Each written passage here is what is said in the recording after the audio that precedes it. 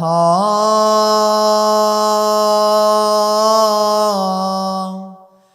राधा राधा श्री राधा राधा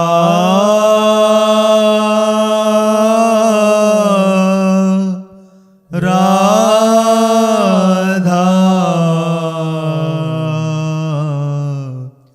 राधा श्री राधा वृन्दावनेश्वरि तवैव पदारविन्दं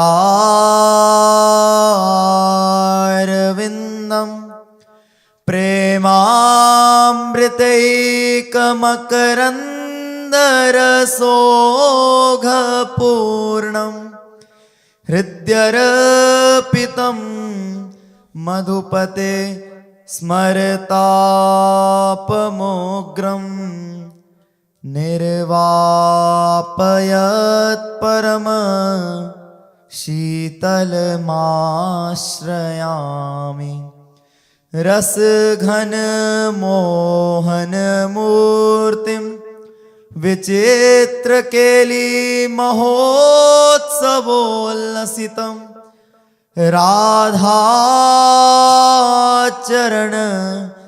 विलोडित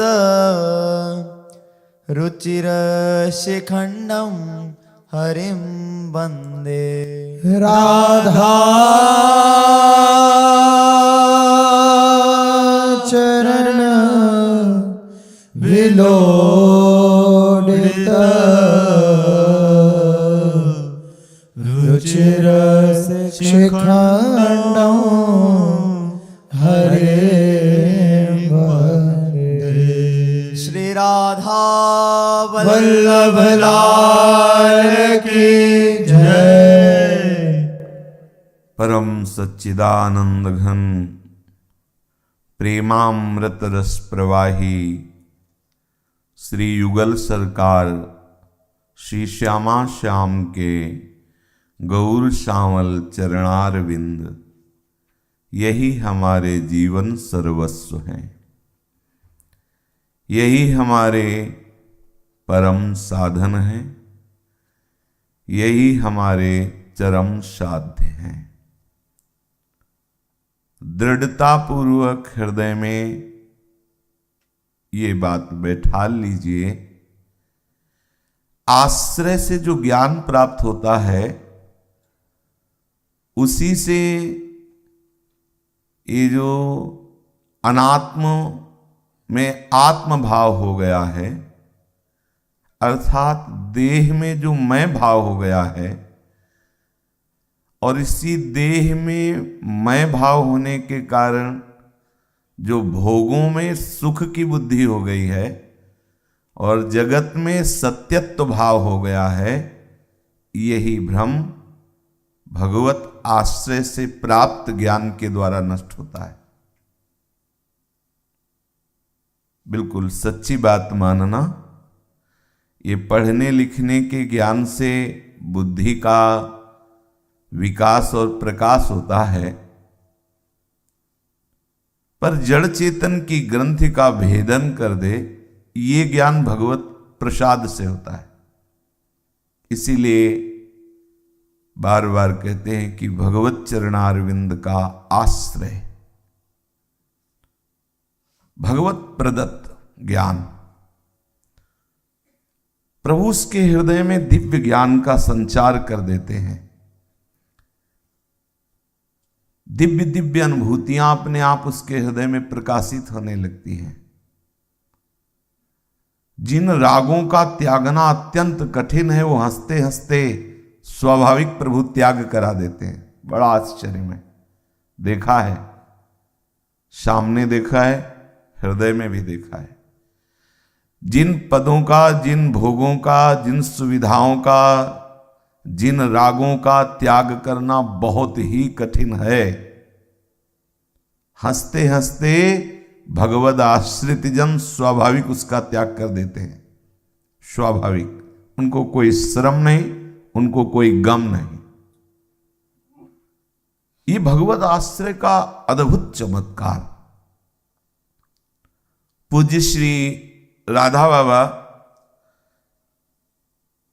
कह रहे कि जिस क्षण किसी भी प्राणी ने एक बार भी किसी भी निमित्त से झूठ मूठ ये कह दिया कि मैं प्रभु का हूं, श्यामा श्याम का हूं, झूठ मूठ संबंध जोड़ दिया, तो निश्चित समझो उसी क्षण सचमुच अनादि अनंतकालीन जीवन भूमिका की एक नई रूपरेखा निर्मित हो गई। पूज्य श्री राधा बाबा के ग्रंथ का नाम है आस्तिकता की आधारशिलाएं, और ये बहुत हमारा प्रिय रहा है। भाई जी का प्रेम दर्शन और बाबा की आस्तिकता की आधारशिलाएं। संन्यास मार्ग से इस भगवत आश्रित मार्ग में आने में पूरा का पूरा योगदान इन्हीं छोटी छोटी वाणियां हैं, पर ये बिल्कुल निशाने में लक्ष्य बेधने का काम किया। जैसे रोज हम स्वस्थ होने के लिए टेबलेट पाते हैं ना, ऐसे में एक एक सूत्र रोज पढ़ते, पूरा नहीं पढ़ते थे, एक सूत्र पढ़ा तो छोड़ दिया, मनन करते हुए बैठालते थे उसके अंदर। आहा, कितनी जोर की बात कही, कितनी महिमा की बात कही। फिर सुन लीजिए, ये बहुत बड़ी, हम आपको कैसे बताएं, बस चुप होने का मन होता है आपको यही लगेगा। सच्ची कहते हैं, भगवत कृपा से, गुरु कृपा से वेदांत शास्त्रों का स्वाध्याय हुआ। वाराणसी जैसे परम ज्ञान समुद्र नगरी में संतों का, सन्यासी जनों का, एक से एक परमहंसों का विचरण में संग हुआ, पर भगवद आश्रय नहीं था। ये हम आपको हृदय के, हमारा ही तो हृदय है ना, तो उसे हमने पढ़ा है, देखा है। भगवद आश्रय नहीं था। श्रीधाम वृंदावन की कृपा, महापुरुषों की कृपा, श्री जी की अहेतु की कृपा, ये आश्रय शब्द से परिचय यही हुआ है।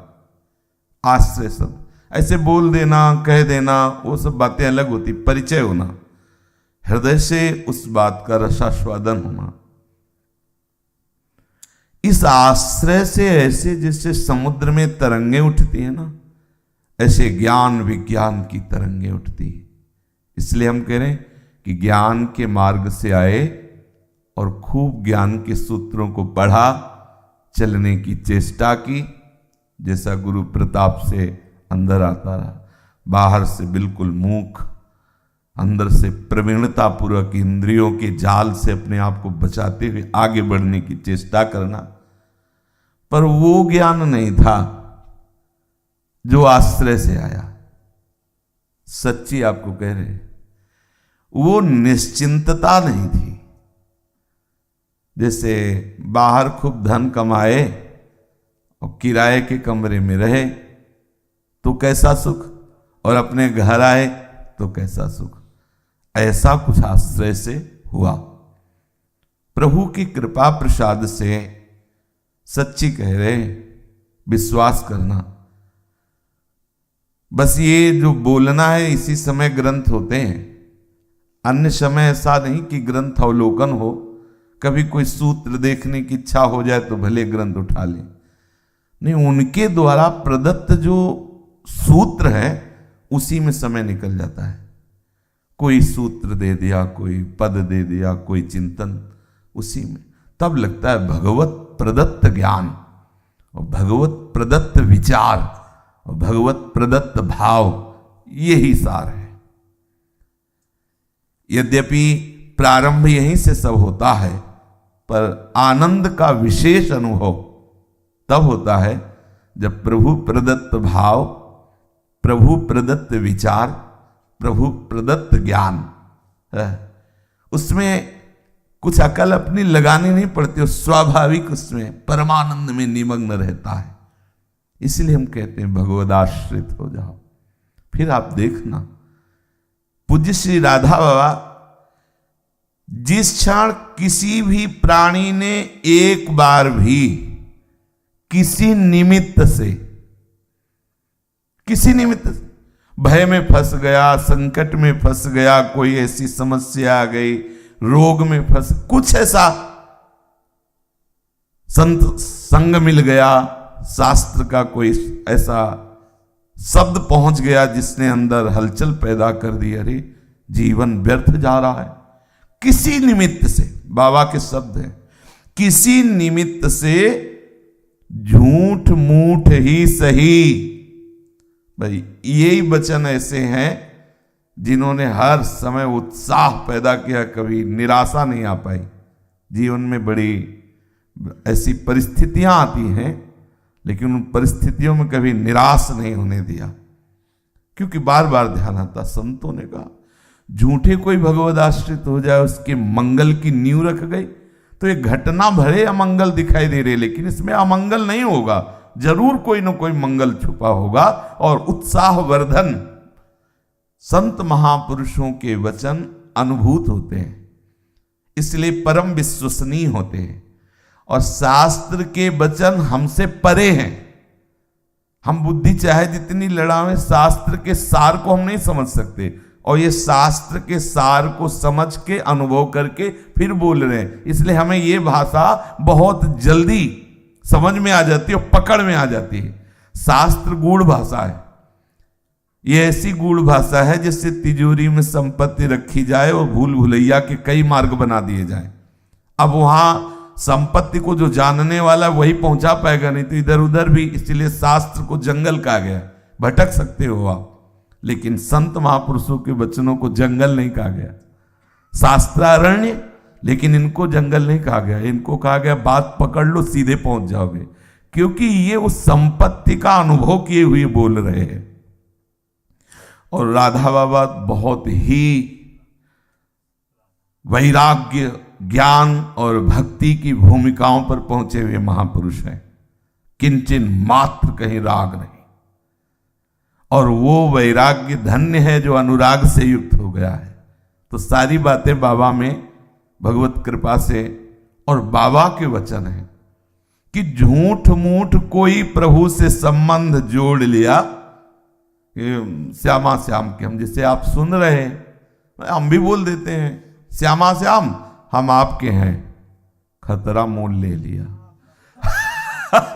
हाँ, अब जो एक जगह आगे शायद इसी में आगे बाबा कह रहे हैं कि ऐसा जीव ही आपने कहा, तो इसमें लिखा है कि जीवन की भूमिका की नई रूपरेखा निर्मित हो गई, होगी नहीं, निर्मित हो गई। अब इस रूपरेखा में आप सोचेंगे कि हमारी जो वास व्यवस्था है कमजोर, बढ़िया हो जाएगी, और हो सकता है वो भी छूट जाए। ध्यान रखना, हो सकता है जो आपकी व्यवस्था है सुखद, और आपने कहा श्यामा श्याम हम आपके, तो मंगलमयी भूमिका का निर्माण होना है आपको अनुभव कराने के लिए, वो तो हो गया निर्माण। अब आपको अनुभव कराने के लिए तब शुरू होगा, आपकी हर सुखद व्यवस्था में विघ्न पैदा हो जाएगा। क्यों? क्योंकि आश्रय लिए हो ना सुखद व्यवस्था का। अब ये मंगलमय नींव पढ़ना शुरू, पूरी के पूरे तुम्हें भगवद आश्रित कर देगी वो बात, हे श्यामा श्याम हम आपकी आश्रित है। बहुत लोग कंठी माला उतार के रख देते हैं, ये व्यवस्था ऐसी होती है। प्रारंभ से ही इतने विघ्न पड़ जाते हैं कि यदि सत्संग ना हो, भगवत प्रेमी महात्माओं का बल ना हो, तो परमार्थ में माया ऐसे सहज में नहीं चलने देती कि आज आपने दीक्षा ली और बस आज से आप परम वैष्णव हो गए ना। उसकी लीला है, वो इतनी सुखद परिस्थितियां पैदा कर देगी कि भूल जाओगे भजन करना, या इतनी दुखद परिस्थितियां पैदा कर देगी कि हो सकता है श्रद्धा भी खत्म हो जाए। ऐसी माया की चाल होती। आपको दृढ़ रहना है। आपका मंगल निर्माण अब शुरू हो गया। आपने जिन वस्तुओं का, व्यक्तियों का, सुखद परिस्थितियों का आश्रय लिया, आप बताओ क्या छूटेगी नहीं? मृत्यु निश्चित है। कभी कभी तो बहुत उदासीनता पैदा होती है ठाकुर की लीला से, कि जिस हम रूप को देख रहे हैं ये ना पहले था ना आगे रहेगा, बिल्कुल स्वप्न की तरह है, गया। माता पिता भाई बंधु परिवार रिश्ते नातेदार, इनमें जितने गए गए। अब आप कोटि उपाय कर लो, उसकी सत्ता ही नहीं, उस रूप की, उस व्यक्ति की, उस वस्तु की, उस स्थान की सत्ता ही नहीं, मिट्टी में सब मिल गया। उस मिट्टी की भी सत्ता नहीं। कहां परिवर्तन? परमात्मा स्वरूप में जो विमुखता धारण किए हुए जगत के सम्मुख है, बड़ा दुर्भाग्य है। हर्षित हो रहे हैं हम छोटी छोटी वस्तुओं में, छोटी छोटी सुविधाओं में, किसी भी को अपना मान करके हम सोचते हैं हम आनंद को प्राप्त कर लेंगे और प्रभु से विमुख हैं। बड़ा दुर्भाग्य है। ये सब माया दृश्य है, माया दृश्य। कितने बड़े बड़े महापुरुष कहां गए? सब खो गए, स्वरूप में स्थित हो गए, लेकिन प्रगट में कहां गए? न भूतो न भविष्यति। कहां गए? एक स्वप्न था, अच्छा या बुरा, दो ही प्रकार के थे, बुरे व्यक्ति अच्छे व्यक्ति, अच्छी परिस्थिति बुरी परिस्थिति। एक स्वप्न है, सुकृत या दुष्कृत, दोनों की सत्ता नहीं। कितने महात्मा, अगर ये भक्तमाल ना हो तो आप क्या जानते हो कितने महात्मा हो गए? कौन जानता है? किस विषय? बहुत जब सोचोगे तो एकदम उदासीनता पैदा हो जाएगी। क्या है संसार? क्या है? उन्नति, उन्नति, काहे की उन्नति? किसकी उन्नति? काहे की उन्नति? निराश हो रहे हैं, अवनति, काहे की अवनति? काहे का धर्म, काहे का अधर्म? एक खेल चल रहा है, समझ जाओ। ये धर्म, ये अधर्म, ये अच्छी परिस्थिति, बुरी परिस्थिति, ये उत्तम, ये अधम, ये महात्मा, ये दुरात्मा, केवल खेल चल रहा है, एक का चल रहा है, एक का, दूसरे का नहीं। बस इतना जान लीजिए, नहीं, यहां किसी की सत्ता नहीं है। जिन रूपों को आप लिए बैठे हो, जिन रूपों को अपना मान रहे हो, कहीं अस्तित्व नहीं। अब देखना चाहें हम किसी को, अमुक को, कैसे देख सकेंगे? गए, वो रूप ही गया, त्रिकाल में कभी नहीं आने वाला। कैसा स्वप्न है? उमा कहो मैं अनुभव अपना, अनुभव अपना, सत हरिभजन जगत सब सपना। रोज हम चौपाई गाते हैं, सुनते हैं, थोड़ा अनुभव भी कीजिए। किस बात के लिए आप भगवद आश्रय छोड़े हुए विषयों का आश्रय लिए? कौन सी वस्तु, कौन सा व्यक्ति? शांत हो जाओ, गहरी निद्रा में पहुंच जाओ, तुरीय अवस्था में, जहां ये जगना नहीं है, ये जगना नहीं, परम शांत, द्वंद्वातीत स्थिति, गुणातीत स्थिति, कालातीत, तुरीय अवस्था, उन्मनी अवस्था, भगवत चिंतन। क्या लाभ? लाभ क्या है? तो हानि क्या है? क्या लाभ है? क्या मिल जाएगा? तो क्या छूट जाएगा? सार बात पकड़िए।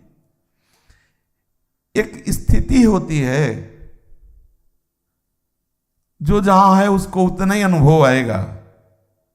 आप जिस मार्ग के पथिक बनाए गए हैं, सार बात इसमें, जितना असार है थोथा दे उड़ाए, सार सार को गहिर है, सार बात है भगवत चिंतन, सिर्फ भगवत चिंतन, सिर्फ भगवत चिंतन।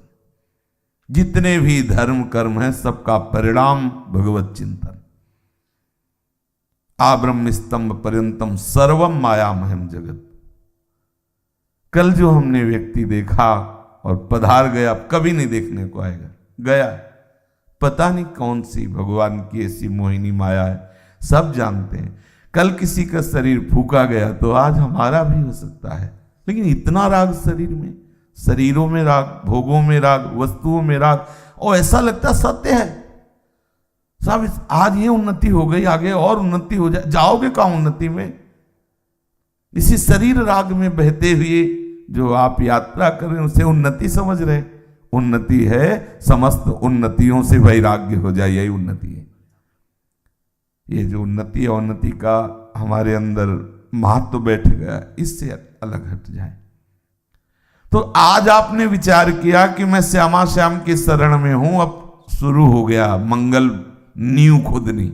अब उसके दो रूप हो सकते हैं, या तो जहां जहां राग किया है वो सब नष्ट होना शुरू हो सकता है, बिंग पड़ना शुरू हो सकता है। तो आप सावधान हो जाए, कैसी भी परिस्थिति हो ये बात ना हटनी चाहिए कि मैं श्यामा श्याम का हूं। इस बात को हटाने के लिए ऐसी लीलाएं हो सकती है, और मूल में दृढ़ करने के लिए कि आपका कहीं राग न रहे। प्रभु के चिद विलास के रहस्य को जानने का कार्य शुरू हो गया।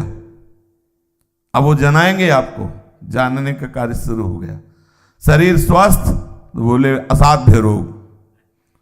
परिवार के जन बहुत प्यार करते हैं तो बोले अगर कंठी बांधी, तिलक लगाया और भजन शुरू किया तो हम फांसी में लगा लेंगे, ध्यान रखना ऐसा होने नहीं देंगे। शराब पियो, रोडों में घूमो, इधर उधर करो, घर में आओ, बढ़िया पकौड़ा चाय मिलेगा, सो जाओ आनंद से।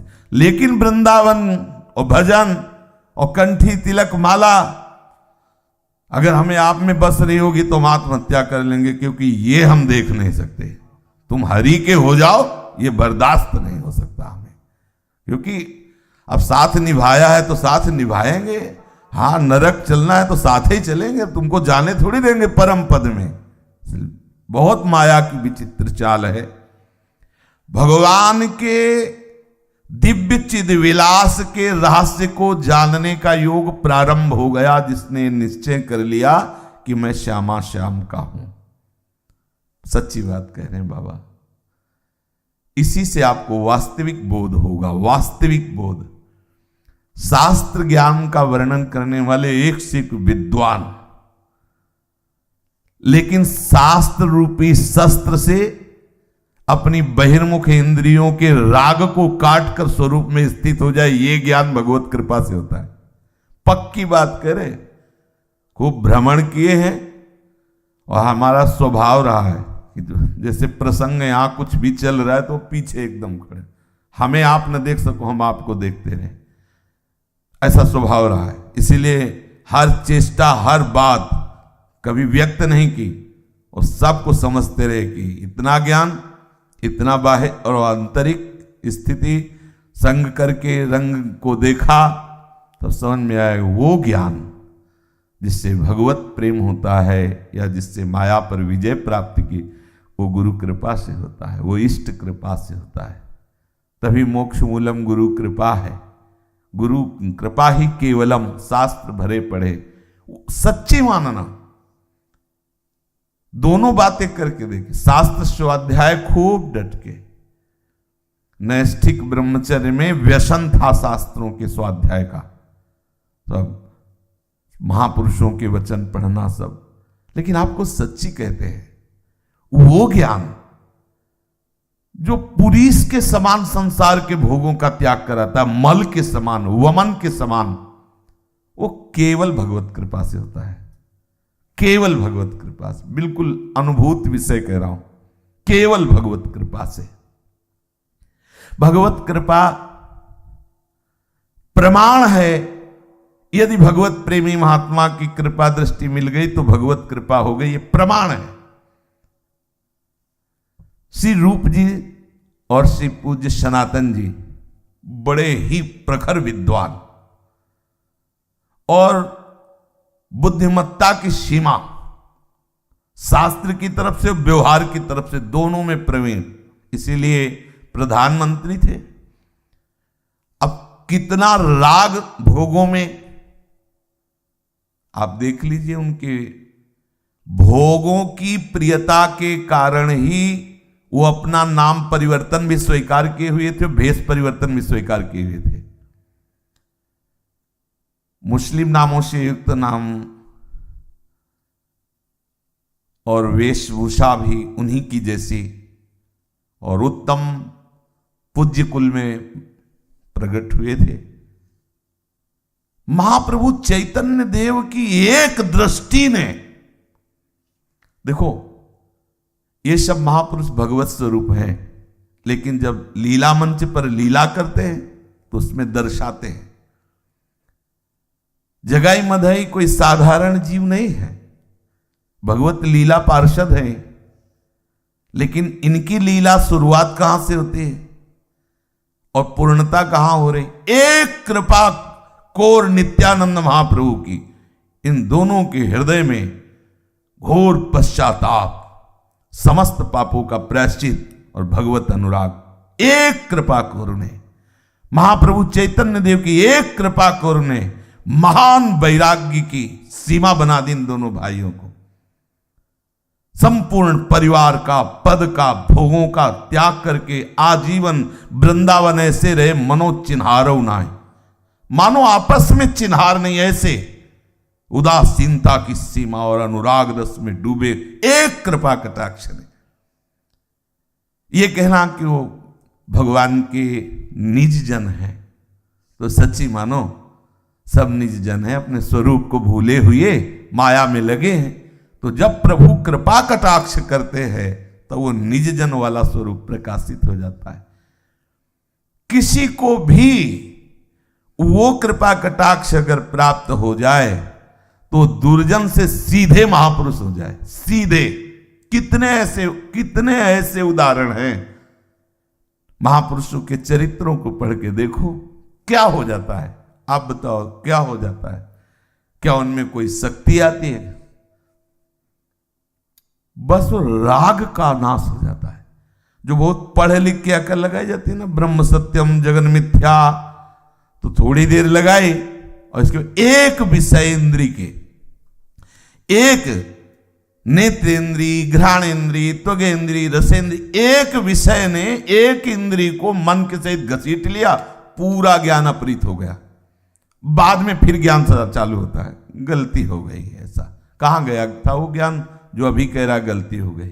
यह है हमारा ज्ञान। और भगवत प्रदत्त ज्ञान, उसमें कहीं किंचन मात्र चूक होने की गुंजाइश ही नहीं है। जैसे ठाकुर हरिदास जी के पास वैश्या जाती है, चूक हुई क्या? भगवत प्रदत्त ज्ञान है, पढ़ा हुआ थोड़ी ब्रह्म सत्यम जगन मिथ्या, भगवत नाम में डूबे हुए हैं, स्वाभाविक ज्ञान विज्ञान की तरंगें। अच्छे से समझ लो, जो हम कहना चाहते हैं उस बात को समझ लीजिए। भगवत आश्रित होने पर भगवत चिंतन होता है। भगवत चिंतन में जो ज्ञान प्रकट होता है वो सुदृढ़ होता है, सुदृढ़, वो कभी फिसलने नहीं। ये जो फिसल जाते हैं ना, तो ये हमारा ज्ञान है। और जिसमें फिसलना ही नहीं हो सकता वो भगवत प्रदत्त ज्ञान होता। सच्ची मान लेना, बुद्धि लड़ाने की बात नहीं। इसीलिए ब्रह्मा जी और शंकर जी भी याचना करते हैं प्रभु से कृपा की। उनका चरणोदक पान करते, उनके सामने हाथ जोड़कर कहते हैं कि मेरे में ज्ञान नहीं है। ज्ञान समुद्र भगवान शिव भी और भगवान ब्रह्मा भी। बाल गोविंद की उस लीला में ब्रह्मा जी कांपते हैं और कहते हैं मेरी बुद्धि काम नहीं कर रही है। बड़े बड़े प्रभु प्रदत्त ज्ञान में बहुत बड़ी सामर्थ्य है, विश्वास कर लीजिए। पूज्य बाबा कह रहे हैं सच्ची मानिए। ये सच्ची क्यों बोलना पड़ता है? सच्ची मान लीजिए, ये क्यों बोलना पड़ता है? आप विश्वास कर लीजिए, जिससे आपका परम मंगल हो जाएगा। उनको क्या जरूरत है सत्य को सत्य साक्षी कहने की? सत्य को सत्य साक्षी कहने की क्या जरूरत है? श्री जी हमारी, हमको ये कहने की क्या जरूरत है? हम तुमसे कसम से कहते हैं श्री जी हमारी, ये कहने की क्या जरूरत? समझ जाओ कि वो तुमको भी वही वस्तु में स्थापित करना चाहते हैं, तुम्हारे मन को भी। तभी कहते हैं मेरे प्राणनाथ श्री श्यामा शपथ करो तृण छिए। आगे चल करके अवश्य अवश्य वो प्रभु के संपूर्ण चिद विलास के रहस्य को जान जाएगा, जिसने एक बार कह दिया कि श्यामा श्याम मैं आपका हूं। प्रभु के अंग में नित्य विराजित, प्रभु के विलास का नित्य निरंतर अनुभव करता हुआ वो परमानंद में एक दिन डूब जाएगा। प्रभु से एक बार जुड़ना जीवन का सारा इतिहास बदल जाने का मानो सचमुच सत्य सत्य परम मंगलमय शुभ शकुन है। पूज्य श्री राधा बाबा, प्रभु से एक बार जुड़ना ही जीवन का सारा इतिहास बदल जाए। सच्ची मान लीजिए, कब तक भोगेंगे हम? पूरे गोदाम में आग लग जाएगी, पूरा गोदाम भस्म हो जाएगा और राख भी नहीं दिखाई देगी कि शायद कहीं छोटा मोटा बीज बच जाए, फिर अंकुरण हो जाए उस राख में। भगवत कृपा वो वस्तु है। संचित कर्म इतने जमा हैं, पूछो मत। हम कब तक भोगेंगे? कब तक नहीं मुक्त हो सकते? वो ज्ञानाग्नि के द्वारा महापुरुष जन भस्म करते हैं और भगवत आश्रित भगवत कृपा से सब बन जाता है। कटे कर्म बंधन संसारी। आगे जो कर्म है वो अनुलिख्यानंतान, लिखे ही नहीं जाएंगे। पीछे जो हो गए वो भगवत कृपा से सब भस्म हो जाते हैं। प्रभु कहते हैं ना, कोटि जन्म अघनासों तब ही। तो कोटि माने करोड़ों, करोड़ों मतलब सब। उसमें थोड़ी होगा कि भाई इतने ही लीला के लिए कभी कभी प्रभु ऐसी लीलाएं करते हैं कि भाई बहुत जन्मों का प्रारब्ध है, उसे भोग रहे हैं। ये केवल शब्दों में कहना है। लीला बिहारी प्रभु अपने जनों के द्वारा कुछ न कुछ लीला करते रहते हैं। बकाया भक्त जो प्रभु के चरणों में आश्रित हो गया, उसका कोई प्रारब्ध नहीं होता, उसका कोई संचित नहीं होता और उसका कोई क्रियमाण नहीं होता। क्योंकि जो भी अब क्रियाएं होंगी वो भगवत समर्पित होंगी और भगवत समर्पित का पूरा भार प्रभु लेते हैं, इसलिए उनके संचित कर्म भस्म हो जाते हैं। अब ये शरीर भी प्रभु को समर्पित है, तो प्रारब्ध में इतनी ताकत नहीं कि भगवत समर्पित शरीर को अपने अधीन कर सके। प्रारब्ध में इतनी, प्रारब्ध क्या, कोई देवता थोड़ी। पीछे के किए हुए कर्मों का परिणाम ही तो प्रारब्ध है। जो हमने पीछे कर्म किए वही प्रारब्ध बन करके आते हैं। उनमें इतनी सामर्थ्य नहीं कि भगवत आश्रय लिए हुए उपासक के शरीर पर अपना अधिकार कर सके। प्रभु छूट दे देते हैं। क्यों दे देते हैं? पूर्ण राग रहित होने के लिए। कहीं ना कहीं ये बहुत सूक्ष्म राग होता है, बहुत सूक्ष्म होता है। अब जो शरीर रोग ग्रसित है, बुद्धि काम नहीं कर रही है, हम में कोई बल नहीं, तो संपूर्ण आश्रय हो जाता है। ये बहुत कई बार चिंतन इसका हुआ। द्रौपदी जी प्रभु की परम भक्ता है, प्रभु के आश्रित हैं, पर आश्रय प्रारंभ और पूर्ण, आश्रय साधन और सिद्धि दोनों हैं। द्रौपदी जी में क्या कोई भगवत आश्रय की कमी है क्या? कोई बता सकता है? जब प्रभु मिलते हैं तो सखी कह के बात करते हैं, कृष्णा कह के बात करते हैं और बहुत प्यार करते हैं द्रौपदी जी। द्रौपदी जी कोई किसी स्त्री से प्रकट नहीं, साक्षात अग्नि से प्रकट हैं। भगवत लीला के निज पात्र हैं, पर आश्रय में कमी है। देखो, जब दुशासन घसीट के लाता है तो क्या सीधे श्री कृष्ण पर बुद्धि जाती है क्या? पहले पतियों में, फिर भीष्म आदि में, फिर सभा में, फिर यहां तक कि अपनी चेष्टा कि बचा लें। जब लेगा कि हम भी अपने को नहीं बचा सकते, सभा में कोई हमारा नहीं, पांचों पति सर, तब वो बुद्धि चूंकि भगवत आश्रय लिए हैं, इसलिए इधर उधर जैसे काग है उड़ करके फिर वहीं बैठेगा, तो ये बुद्धि है कई जगह उड़ी और वहीं फिर आ गई भगवत आश्रय में। ये भगवत आश्रय को छोड़कर अन्य आश्रय लेना, ये ऐसा मान लेते हैं कि द्रौपदी जी ने हमें शिक्षा के लिए ऐसी लीला करके दी। प्रभु नहीं आते, रोना पड़ता है, चारों तरफ हमें देखना पड़ता है, नहीं आते। और जब भगवत आश्रय पूर्ण हुआ, देखो आ गई। जब इतना विशाल बलशाली गजराज हाथिनियों का सहारा लेता रहा, फिर अपने बल का सहारा लेता रहा, हजारों वर्ष लड़ता रहा, पार नहीं पाया। लेकिन जब भगवत आश्रय लिया तो एक श्वास भी पूरी नहीं हुई, हरि आ गए।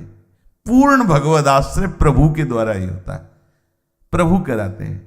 तो देखो अब डॉक्टर के पास आ गए और वो जैसा चाहेंगे, कहाँ ऑपरेशन करना है, कौन सी दवा देनी है। इसीलिए पूज्य बाबा कह रहे हैं विश्वास करो, प्रभु से एक बार जुड़ना जीवन का सारा इतिहास बदल जाने का है।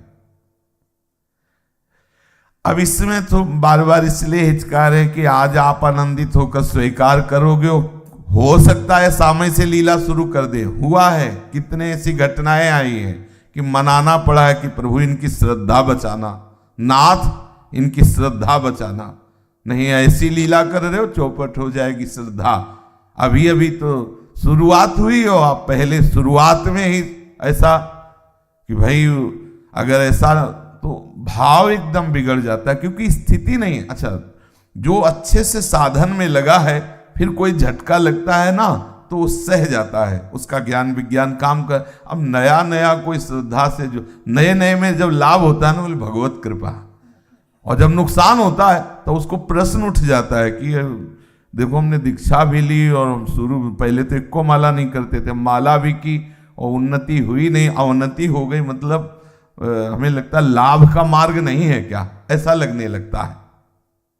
इसीलिए बाबा कह रहे हैं सचमुच सचमुच सत्य परम मंगलमय निर्माण शुरू हो गया प्रभु की कृपा का।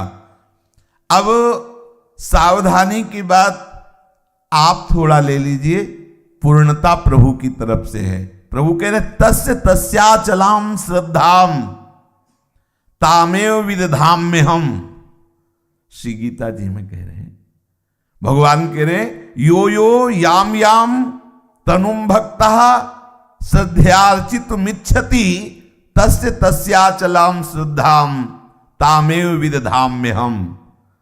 जो जैसी जैसी श्रद्धा करता मैं वैसे ही पुष्ट करता चला जाता हूं, और जहां जहां करता है वहां वहां पुष्ट कर देता हूं। मान लो आपने किसी व्यक्ति में की तो वहीं पुष्ट कर देंगे, देवता में की देवता में, भूतों में पितरों में वही, क्योंकि सब रूपों में प्रभु ही विराजमान है जहां जहां। तो हमने भगवत प्रेमी महात्माओं की कृपा से श्यामा श्याम में श्रद्धा की।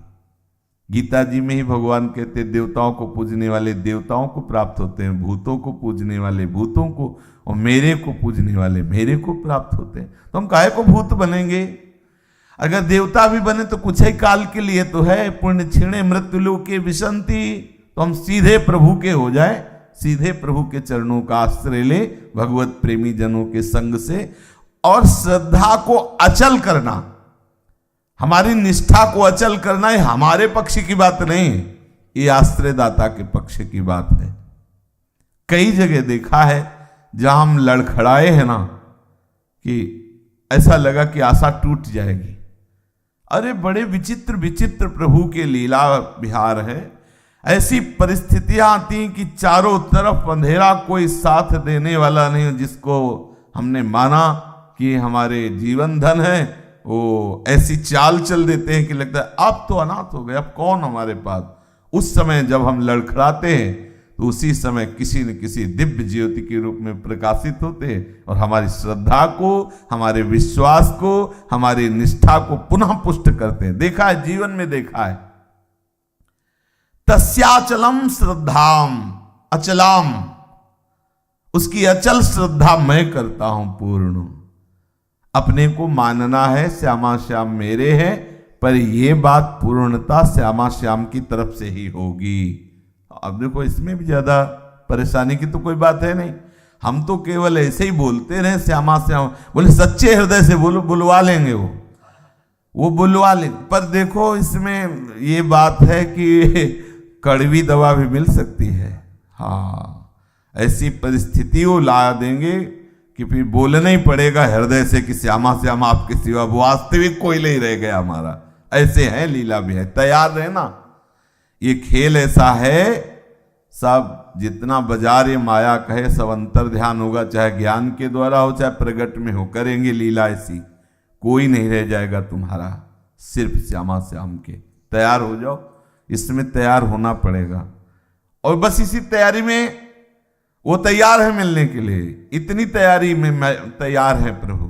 पक्का समझो, जितनी साधनाएं हो रही ना, अभी यही तो कह रहे थे कि 7 दिन में तक्षक सर्प काटेगा परीक्षित को। महाराज श्री सुखदेव जी क्या सुना रहे हैं? 7 दिन में प्राण त्यागना है तो सुना क्या रहे? पूरी आप भागवत में देखो, यह आदि चरित्र, नहुस चरित्र, अमुक अमुक राजाओं के चरित्र, महाराज मरने जा रहे हैं, ये सब क्यों सुना रहे हैं? साथ में प्रभु के अवतारों की भी महिमा का वर्णन है, क्यों सुना रहे हैं? प्रभु के अवतार से लेकर के राजाओं के सब चरित्रों को सुनाकर राग का केवल नाश कर रहे हैं परीक्षित जी के। आंतरिक राग कहीं न रह जाए, बस। फिर बाद में कहते हैं कि बेटा ये सब वाणी का विलास मात्र है।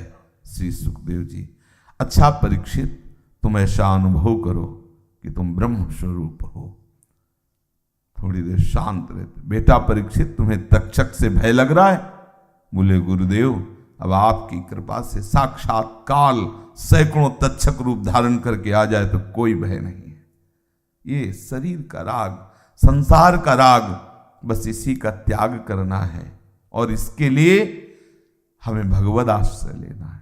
देखो, भगवद आश्रित होकर गंगा किनारे बैठ गए, आ गए गुरुदेव, आ गए बड़े बड़े महात्मा जन, और कहा जब तक इनको परम पद नहीं मिलेगा तब तक हम यहां से जाएंगे नहीं। मतलब निश्चय कर दिया परम पद आते ही। हमारा जो राग फंसा हुआ है शरीर में, संसार में, देखो मेरे प्रभु हटाएंगे। बहुत चैन से सत्संग सुन लो। क्योंकि होता है ना कि भाई तालियां बजी, वाह वाह, यहां वाह वाह वाली बात नहीं, यहां आह आह वाली बात है।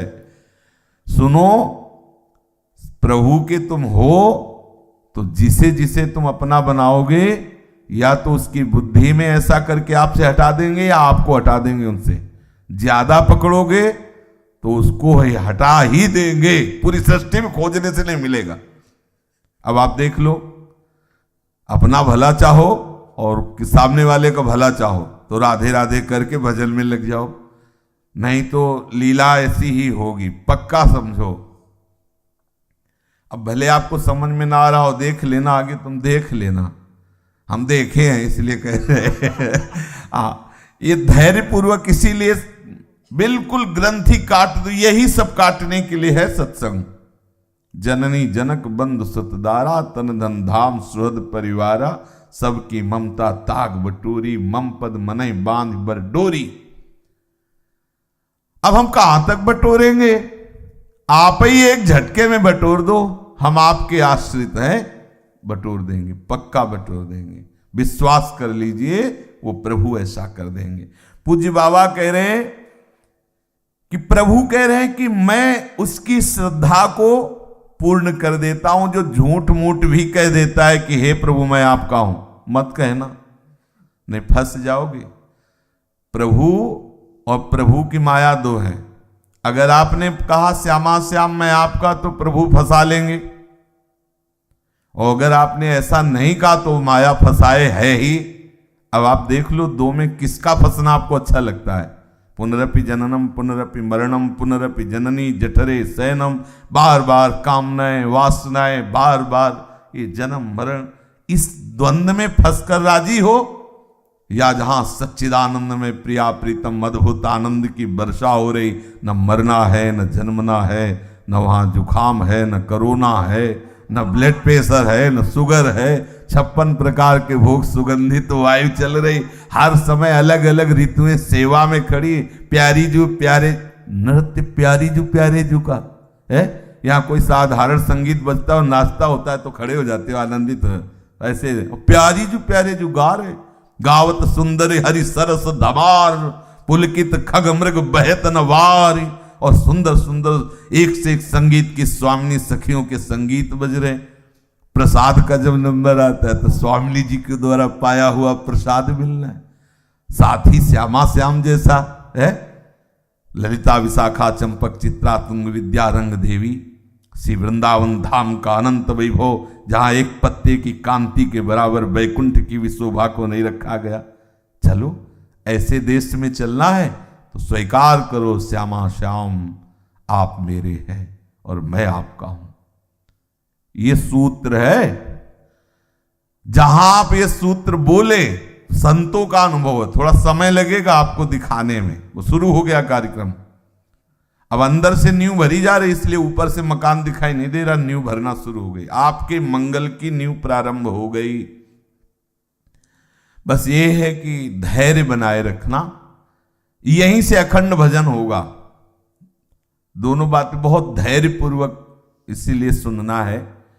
सुंदर ज्ञान और निरंतर भजन और महारस की प्राप्ति बस इसी से है, भगवद आश्रय से। एक बार एक चर्मकार का कार्य करते थे, पादुका सिलने आदि का, शायद उनका नहीं, वो रामदास कुछ ऐसे अलग नाम था। तो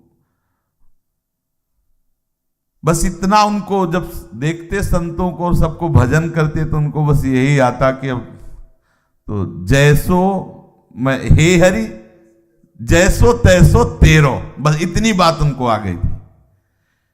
वो अपना कुल परंपरागत सेवा कार्य यही करते थे, पादुका आदि की सेवा। बाजार में बैठ जाते, जो कुछ चंद पैसे मिलते उसी से परिवार कुछ नहीं, बस इतना वो कभी कभी आह भर के कह देते जैसो हे हरि जैसो तैसो तेरो, इतना। वही तो बात जो अभी कह रहे कि श्यामा श्याम मैं आपका हूं, वो सरल भाषा में। अब देखो विधान बनना शुरू हुआ। एक चोर मंडली जो डाका डालती थी, किसी के यहां डाला, तो ठाकुर जी का छत्र और ये सब स्वर्ण आदि के बड़े भाव से, और बड़ी बटिया में शालिग्राम भगवान विराजमान थे सिंहासन पे। अब जल्दी में उसने सब अपनी झोली में डाल लिए, जो चोरी के परिकर थे वो सब आपस में सब बांट भी लिए एकांत में। अब सोना चांदी तो बटेगा, शालिग्राम जी से परिचय तो है नहीं, तो उसके जेब में एक ने डाल लिया। तो जा रहे थे रास्ते में, तो देखा कि वो पादुका सेवा में थे, तो उसको लगा कि मेरी पादुका, तो नजदीक गए, बोले हमारी पादुका शिल दोगे? शिल दिया। बोले देखो पैसे तो है नहीं, ये पत्थर तुम्हारे काम में आएगा? तो देखा, बोले हाँ आ जाएगा, काम में तो आ ही जाएगा। वो जूता सिलने की जो होती है ना, उसके रगड़ने काम में। अब वो भी नहीं जानते थे, दे गए। उनको तो जेब से हल्का करना था, शालिग्राम को देगा, और उसको पता नहीं कि शालिग्राम है। तो पैर के अंगूठे से दबा के, और वो अपना जो यंत्र होता ना, उसको ऐसे उसमें रगड़ते, और आह भर के कभी कभी यही कह देते हे हरि जैसो तैसो मैं तेरो। एक दिन संत भगवान जो वैष्णव जन थे, वो अपनी पादुका की सेवा कराने के लिए वहां आए। तो ऐसे दृष्टि गई, तो देखा चक्र चिन्हों से चिन्हित शालिग्राम भगवान। तत्काल घुटने टेक के प्रणाम किया शालिग्राम को। उनसे कहा तुम्हें पता है कितना बड़ा अपराध कर रहे हो? शालिग्राम में तुम वो अपना जो सिलने वाला यंत्र वो घिस रहे हो, कितना बड़ा अपराध शालिग्राम। तो उनका हमें तो पता नहीं कि भगवान है, हम तो समझा छोटा पत्थर है, अच्छा है, रगड़ने के काम में आएगा। बोले शालिग्राम हो तो महाराज आप ले जाओ। हम तो मतलब समझते ही नहीं थे, ले जाओ महाराज आपसे। वो ले गए, दूध से अभिषेक करके बढ़िया ऐसे सिंहासन में रखा, भोग लगाया। और जब ध्यान में बैठे तो ध्यान में दिखाई दिया कि भगवान उदास बैठे। तो प्रभु से प्रार्थना कर रहे हैं कि प्रभु आप भोग पाइए। बोले हम उस भक्त के नाम हमें विस्मरण हो रहा है। नहीं नहीं नहीं, वो दूसरे भगत है, रामदास दो क्या ऐसा उनका नाम था। तो अब हम उनके बिना नहीं भोग पा सकते। तो बोले वो सेवा कब आपकी करते थे? तो बोले जो भक्तों की और सबकी चरण सेवा करता है, उपादुका सेवा। और वो कभी कभी जब ये कह देते हैं हे हरि जैसो तैसो, तो मुझे बड़ी बड़ी स्तुतियों से जो सुख नहीं मिलता वो मुझे सुख में। और देखो वो जब चरण अपने हमारे ऊपर रखते हैं ना, हमें बड़ा सुख मिलता है। तुम्हारे दुग्ध अभिषेक से हमें सुख नहीं मिलता। जब उनके पैर से दबा करके ऐसे से, और जब घिसते ना तो हमें ऐसे लगता है जैसे खुजली मिटाने में, नहीं मान लो कहीं खुजला रहा हो और फिर उससे खुजलाए तो कितना अच्छा लगता है। मुझे ऐसा अच्छा लगता है जब वो हमारे ऊपर घिसते। देखो अगर अपना भला चाहते हो तो हमको वहीं छोड़ आओ, हम तुम्हारे दूध अभिषेक को भोग से राजी होने। वो तो वैष्णव डर गए और जाके बोले कि हमदास, ये तो प्रभु इतने तुम पर प्रसन्न हो, कह रहे हैं जैसे तुम सेवा करते थे वैसे ही। बोले हम तो कोई सेवा ही नहीं करते। बोले भैया फिर भी संभालो, और ठाकुर जी देके वो चले गए। अब वो अपने घर में जब जाना कि अब वो तो ये कर नहीं सकते, अब तो नहीं कर सकते ना, जान गए ना ठाकुर जी है, तो अपना एक फटा पुराना कपड़ा ऐसे ऊपर बिछा के उनको विराजमान किया और रोने लगे कि प्रभु अब वैसे हम तो आपसे बिल्कुल परिचय नहीं, बिल्कुल प्यार नहीं, पर प्रभु आप अगर वास्तविक वैष्णव के हृदय में आपने ऐसी प्रेरणा की आप हमसे प्यार करते हो, प्रभु आप दर्शन दे दो। कैसे होते हैं भगवान, हम देखें तो हमारे भी मन में, अगर आप राजी हो तो। हम तो जानते नहीं थे आपको, और हम कभी चाह भी नहीं करते थे। आप अपनी तरफ से आए हो और अपनी तरफ से वैष्णव बता गए कि आप हमें प्यार करते हो। आप सच्ची समझ लेना आपको बहुत प्यार करते हैं प्रभु, पर किसी वैष्णव से ही आपको पता चलेगा कि प्रभु आपको बहुत प्यार करते हैं। सुहृदम सर्वभूतानां, भगवान कहते हैं मैं समस्त भूतों का सुहृद हूं, और जो ऐसा जान लेता है वो परम शांति को प्राप्त होता है। उनके आर्त पुकार से शालिग्राम भगवान से प्रभु प्रकट हो गए और प्रभु ने उनको दर्शन दिया। अब बोलो क्या साधना है? हे हरि जैसो तैसो मैं तेरो। अगर हमारे हृदय में बात बैठ जाए कि प्रभु मेरे हैं, तो सच्ची मानो वो विधान बना देंगे वैसा जिससे आपको भगवत प्राप्ति होगी। आ जाएंगे, बहुत दयालु हैं। कोई भी तपस्या साधना हमारे प्रभु को खरीद नहीं सकती, उनको विवश नहीं कर सकती। ऐसी कोई तपस्या नहीं। हिरण्यकश्यप जैसा कोई तपस्वी हुआ क्या? लेकिन अधीनता प्रहलाद जी में प्रभु की दिखाई दी, हिरण्यकश्यप के प्रति नहीं। बड़े बड़े तपस्वी है, तपस्या से नहीं, साधना से नहीं, प्रभु अपनेपन से रीझते। जहां भी कहीं जितने भी चरित्र महापुरुषों के आप पढ़ो, उसमें दिखाई देगा आपको प्रभु की प्रति जो अपनापन है, उसी से प्रभु रीझते हैं। भगवान भीतर की बात जानते हैं। उनके सामने पोल चल नहीं सकती। हमारी इच्छा की तह में क्या विराजमान है, मेरे श्यामा से हम जान रहे हैं। कौन सी इच्छा किस भाव से कर रहे हैं, ये भी वो जान रहे हैं। जितना प्रभु को पता है हमारी बात उतनी हमको भी नहीं पता है। हमारे हृदय की बात प्रभु को जितना पता है वो हमें भी नहीं पता है।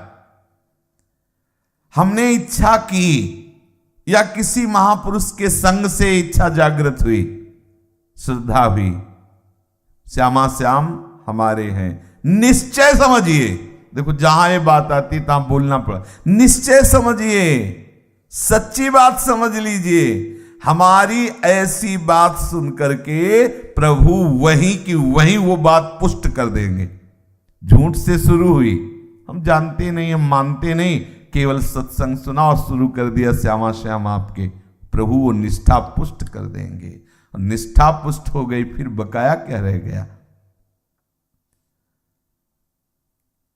अगर कोई ये कहे कि हम ऐसी निष्ठा करें, वो निष्ठा किसी संत के द्वारा ही होती है, तो हम इस निष्ठा की पूर्ति के लिए संत का संग करें। अगर वो ठग हो, तो कोई ठग हो, वेश धारण किए हो संत का, और हमें पता है कि भगवद आश्रय संत के द्वारा ही होता है, और हम उस ठग में फंस गए तो हमारा हो सकता है जीवन बर्बाद हो जाए।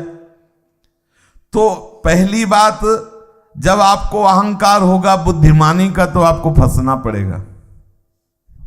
बाबा बोल रहे हैं, एक बार पूज्य श्री राधा बाबा ऐसे थोड़ी देर कभी कभी बाहर निकल के बैठते थे सत्संग के लिए, तो प्रश्न साधक जन करते थे। तो एक साधक खड़े हुए और बोले बाबा हमसे गलती हो गई, हम भ्रष्ट हो गए हैं। तो बोले जानते हो कैसे भ्रष्ट हुए, जानते हो गलती हो गई है तो हमसे क्यों कह रहे हो, उसका सुधार करो। अब तुम याद चलो, बाबा के सामने कोई बात कर सके ऐसी जल्दी हिम्मत नहीं होती थी। बाबा सीधे डांट देते, जानते हो ना गलती हो गई, जानते हो ना भ्रष्ट हो गए, अब यहां क्यों हमारे कान गंदे करोगे बता करके, उसको सुधारो। जानते हो ना गलती हो गई, क्यों गलती हुई जानते हो, शास्त्र के विरुद्ध आचरण करोगे, संग करोगे, कुसंग करोगे, गलती हो जाएगी। तो जब गलती हो गई तभी तो तुम मान रहे हो गलती हुई, तो जहां गलती हुई से सुधार लो, हमसे कहने की क्या जरूरत है। सब शांत। बाबा कभी ऐसे नहीं कि लीपा पोती कर, सीधे कड़े शब्दों में बोलते थे। भूल उसी से होगी जो अहंकार है, बुद्धिमानी है। अब तुम्हें फंसा देंगे क्योंकि तुम्हारा अहंकार चूर्ण करना है, तुम्हारी बुद्धिमानी तो तुम्हें वो ठग के रूप में आकर के फंसा लेंगे। और बाबा कह रहे हैं यदि सच्चे सरल भाव से आपने विचार किया है कि मुझे कोई संत मिल जाए, तो या तो संत को आपके पास पहुंचा देंगे या आपको संत के पास पहुंचा देंगे।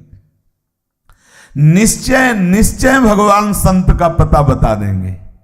या तो संत किसी भी तरह से आपके सानिध्य में आ जाएंगे या किसी भी तरह से आपको संत के सानिध्य में पहुंचा देंगे। इतना ही नहीं, सच्चे संत से मिलाकर हमारी ये निष्ठा पूर्ण करवा देंगे कि हम श्यामा श्याम के, हम प्रभु के हैं। इस बात के लिए हमने जीवन में दो ही बातें पकड़ी है, बाबा कह रहे हैं। पहला एक, किसी महापुरुष संत के मिलन की प्रार्थना करो सच्चे हृदय से प्रभु से, और वो संत मिल जाए तो उनकी बताई हुई बात हृदय में धारण करो, तो प्रभु के अस्तित्व पर विश्वास हो जाएगा और प्रभु का आश्रय पुष्ट होने लगेगा। और दूसरी बात, जीव से मशीन की तरह नाम जपने की चेष्टा करो। बाबा इस पर बहुत जोर देते हैं। जगने से लेकर सोने तक तुम्हारी जीव को विश्राम नहीं मिलना चाहिए। राधे श्याम राधा राधा राधा राधा वल्लभ बार बार जिह्वा से मशीन की तरह उच्चारण पूर्वक। एक उपासना पद्धति होती है मानसिक जप की। मानसिक जप सर्वश्रेष्ठ और महामहिमा में परिपक्व अवस्था का नाम है, परिपक्व अवस्था। अब आजकल महिमा सुनी, शास्त्रों में पढ़ा कि उससे 10 गुना 100 गुना 1000 गुना, तो बोले सीधे 1000 गुना वाला लेंगे क्योंकि लाभ में, हाँ काहे को मतलब सीधे सिद्ध वाली बात होती है। अब बोले आप नहीं समझते, हमारी गति कहाँ है, वही प्रारंभिक दशा की बातें बता रहे हो हमको, पाठ करो और नाम जप करो, हमारी स्थिति कहाँ है आप क्या जानो। भैया देखो सावधान रहना। हाँ, भगवान नाम में प्रीति होना बहुत कठिन विषय होता है।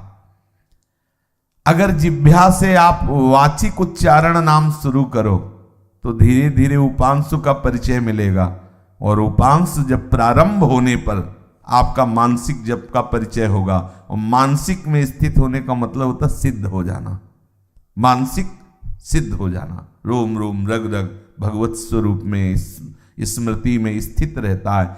ये मन की चाल में मत फंसिए कि इतने गुना लाभ होता है। हमें गुना से कोई मतलब नहीं है, हमें अपने प्रभु के नाम स्मरण से मतलब, नाम जप से मतलब है। और आप देखो अपने उपासक ही हो, कितना नाम जप होता है मानसिक की तरफ ले, क्योंकि इसमें मतलब मन नहीं लगता। आप देख लीजिए मन नहीं लगता है, और इसमें मन नहीं लगता है, और मानसिक में जब ले जाते हैं तो वो कहाँ चला जाता है इसका पता भी नहीं लगता। मन कहाँ, ये जैसे एक चंचल बंदर नहीं होता, इस शाखा से उस शाखा, उस शाखा से उस शाखा, ऐसे ये बातों में घुमाता रहता है, पता नहीं कहाँ कहाँ की सड़ी बातें निकाल लाता है कहाँ कहाँ की बात, और एकदम ध्यान आता है अरे कहाँ ले गया। इसलिए बाबा कह रहे हैं कि जीव से जगने से लेकर सोने तक ये मशीन की तरह जीव चलाओ। हाँ मान लो ना उच्चारण करो तो अंदर ही अंदर चलने दो जिह्वा में, इसे उपांश कहते हैं। वैसे वाचिक में इतना प्रारंभ में नाम जप का कुछ तो लेना ही चाहिए। मंत्र जप वाचिक नहीं हो सकता, लेकिन नाम जप कुछ घंटों का ऐसे लेना चाहिए जिसमें आप सुन सको, बगल वाला ना सुन सके, इतना उच्चारण होना। अब ऐसा नहीं कि आज से इतना शुरू कर दें कि अगल बगल कमरे वाले साधक निकल के सोचे भगवान कब इसका पूरा होगा, हमारा शुरू होगा। क्योंकि अब जोर जोर आवाज, तो वो पाठ शुरू करे या ध्यान शुरू करे या मानसिक सेवा शुरू करे तो विक्षेप होगा। यहाँ हम प्रार्थना करते हैं समस्त साधकों से, यंत्र का जमाना चल रहा है, मोबाइल आदि का। आप अपने कमरे में, अपनी कुटिया में यदि कीर्तन भजन सत्संग कुछ भी सुने तो सिर्फ आपके कान तक ही आवाज होनी चाहिए। आपके बगल में बैठा हुआ उपासक किस भावना में मगन हो रहा है, अगर विक्षेप पहुंचेगा तो ये अपराध आपका भजन में आगे उन्नति नहीं होने देगा। आप ये ना समझेंगे अरे कीर्तनें तो सुन रहे हैं हम, कथाएं तो सुन रहे हैं, तुम्हें क्या है, इससे भी बढ़कर कोई बात है। हाँ, तो तुम्हारे लिए उस समय है। श्री चतुरासी जी महामहिमा में हमारा प्राण है, लेकिन एक स्थिति होती है कि फिर वो उस समय आपका गाना अच्छा नहीं लगेगा। जिससे मानो कोई मानसिक सेवा चल रही और आप वहीं गान, अब उसकी मानसिक सेवा टूट जाएगी, क्योंकि शब्द जाएंगे और बाहर वृत्ति श्रवणेंद्रिय के द्वारा होगी, उस समय नहीं।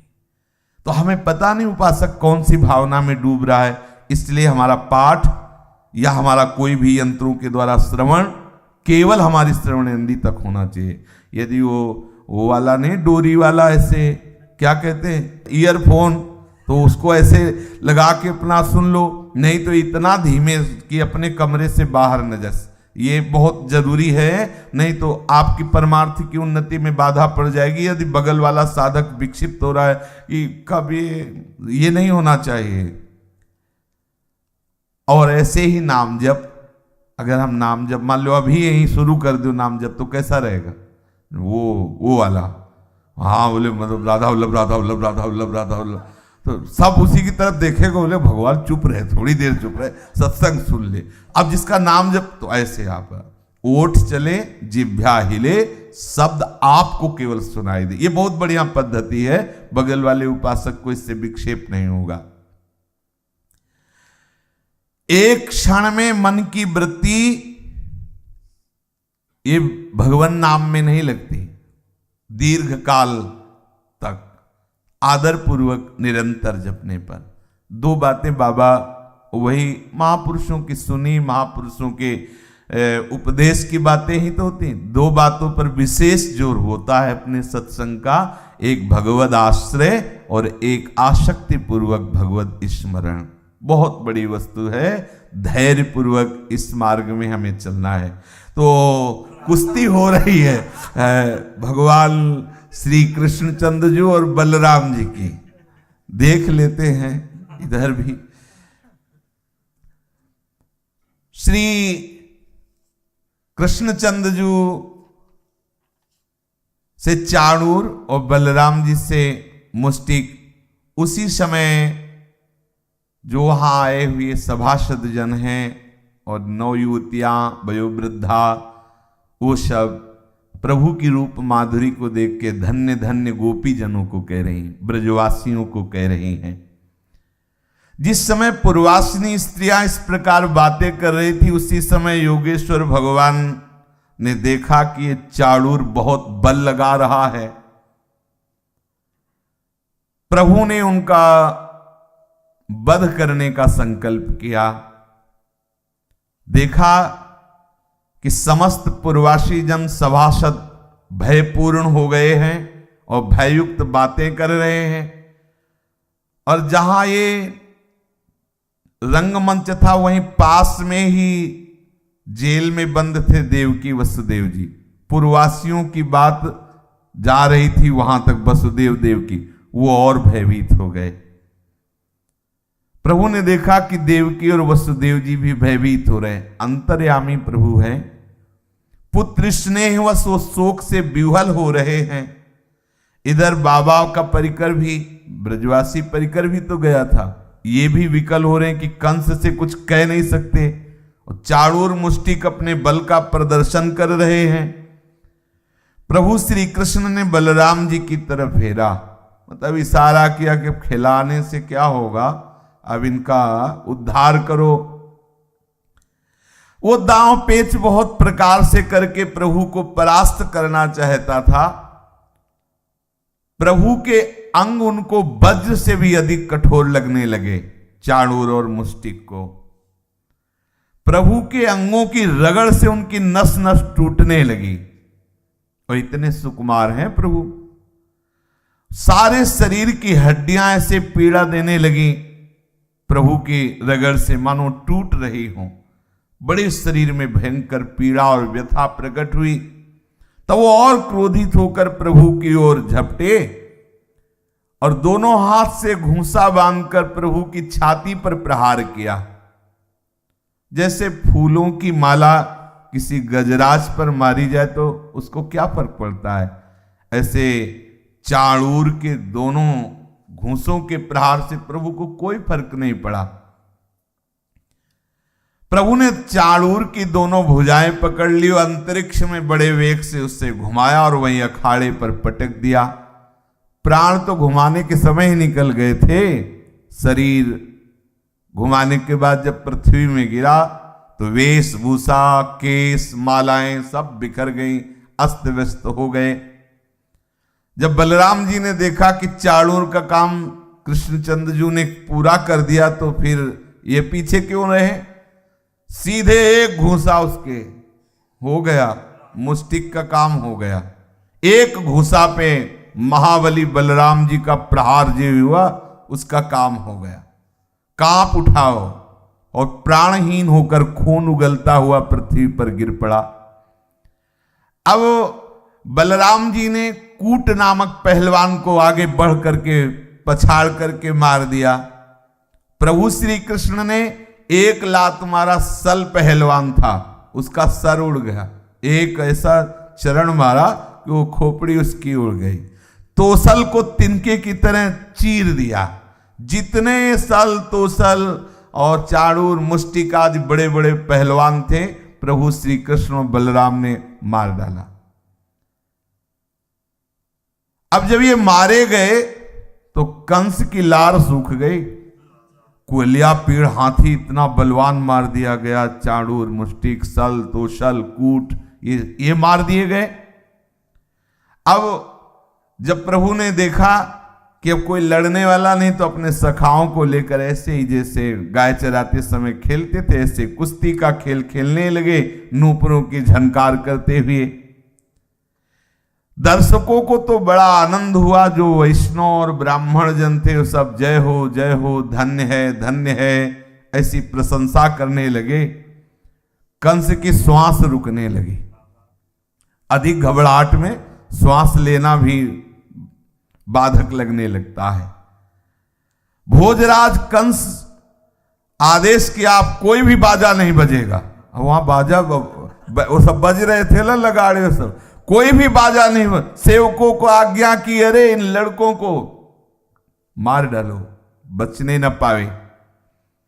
दुर्विध नंद को भी कैद कर लो, और हमारे साथ कपट किया वसुदेव ने, तो जो जेल में बंद है उसे मार डालो जाके। अब बुद्धि खराब है तो कुछ भी बोल रहा है। शीघ्र मार डालो मेरे पिता उग्रसेन को। ये अनुयायियों के साथ हमारे दुश्मनों से मिला हुआ है, जीता मत छोड़ो, जिसको कहा उसको मार डालो। ऐसे बोलता चला जा रहा है। प्रभु श्री कृष्ण ने अब कंस की तरफ देखा। देखो, एक देखला होता है इनका प्रेम वीक्षणम, एक ये भी देखला होता है। अब आप देख लो कौन सा देखना पसंद करोगे। बोले आप हमारी तरफ भी देखेंगे? हाँ, ये काल के रूप में पूरे चराचर जगत को देख रहे हैं।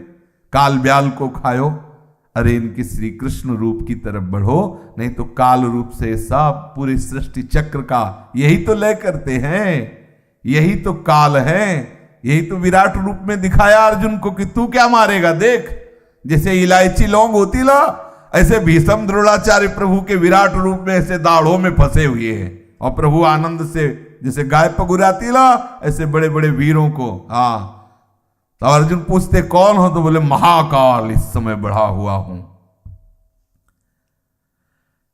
प्रभु श्री कृष्ण ने कंस की तरफ देखा तो कंस को दिखाई दिया मूर्तिमान भयानक मृत्यु। श्री कृष्णचंद्र जी क्या? मूर्तिमान भयानक मृत्यु। आश्रय ले लो तो बहुत दुलारे प्यारे प्राण प्रीतम बन जाएंगे, अगर आश्रय नहीं लोगे तो मिलेंगे, ऐसा नहीं कि नहीं मिले, सबसे मिलते हैं, मिलना ही पड़ेगा। तो क्या सब कुछ हरण करने वालों में मैं मृत्यु हूं, मृत्यु रूप से। तो देखो कितना डर, मृत्यु की बात सुनते ही एक शरीर में अजीब प्रकार की भयावह स्थिति आ जाती।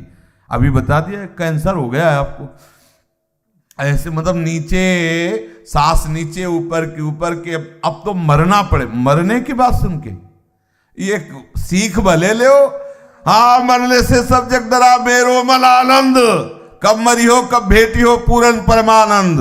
हाई ब्लड प्रेशर की रिपोर्ट केवल आ जाए कि ब्लड प्रेशर हाई होता चला जा रहा है, लार सूख जाएगी, और कहीं ये आ जाए कि किडनी फेल होती जा रही, फिर क्या होगा?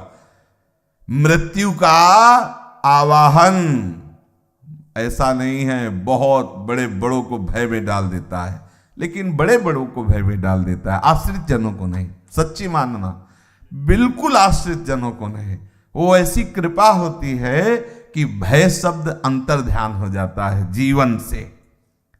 निर्भय, निश्चिंतता, निशोक। जब तक भय है तब तक कुछ बचाए रख रहे हो, इसलिए भय है। कुछ बचा रखे हो तभी भय है। अगर कुछ बचा नहीं, सब समर्पित है, तो भय क्या? अविनाशी को समर्पित हो गए, और भय क्या? जो भय वाली वस्तु थी वो तो समर्पित हो चुकी है, और जो है वो तो नैनम छिंदन्ति शस्त्राणि नैनम दहति पावकः न चैनम क्लेदयन्त्यापो न शोष्यति मारुता। फिर भय कैसा? जो भय वाली वस्तु है वो हमने प्रभु को समर्पित कर दी है, जीवन प्रभु को समर्पित है। कंस ने देखा कि साक्षात भयानक मृत्यु हमारी तरफ देख रही श्री कृष्णचंद्र जी को।